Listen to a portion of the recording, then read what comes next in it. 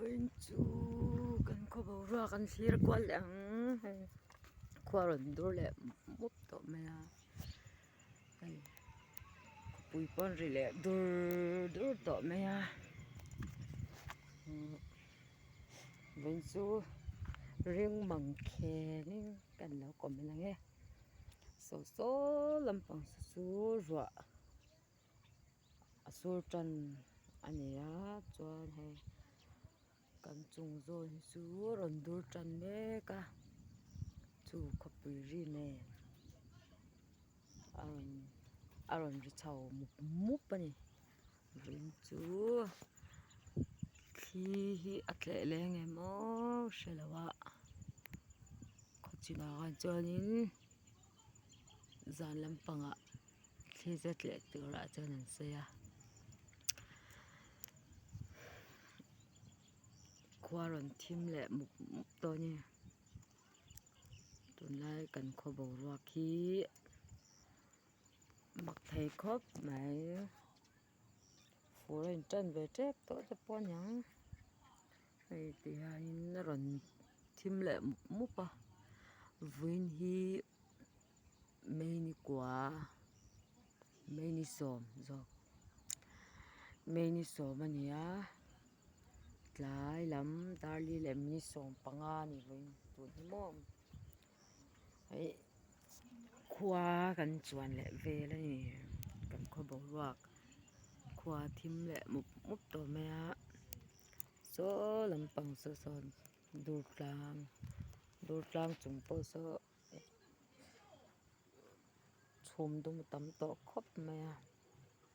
ei ruwa aron tlatana tuna hian rei phei chu kan la thei lawang chu khopui a ri le dur tura tun hi chu trek kan la tla chiah lo so lampang atang sanin ruwa aron kal mek ani so ta so ruwa aron sum mek a so lampang sawn so aizawl lam te dur tlang lam te pawh an chung zawn saw thim tawh khawp mai chhumin hliah khuh leh vek tawh tihianin khua hi a dur thei em em ani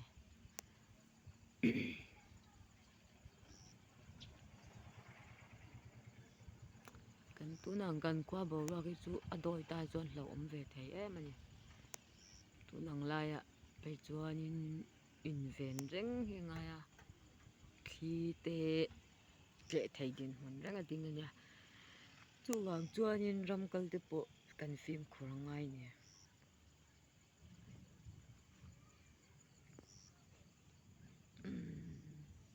chu khopui ri te chu inhriam a ri dur mai ni khopui maw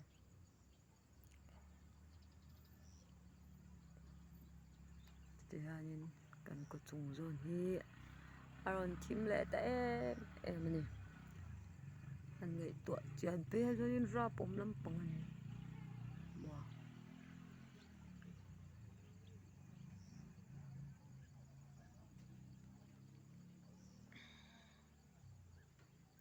so lampang chu sur nasa tawh khawp mai a ruah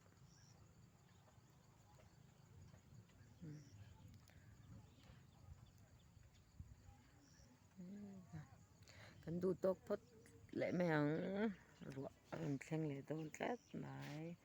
ruah rawn thlen chuanin pawn a awm bawk sia du tawk phawt ang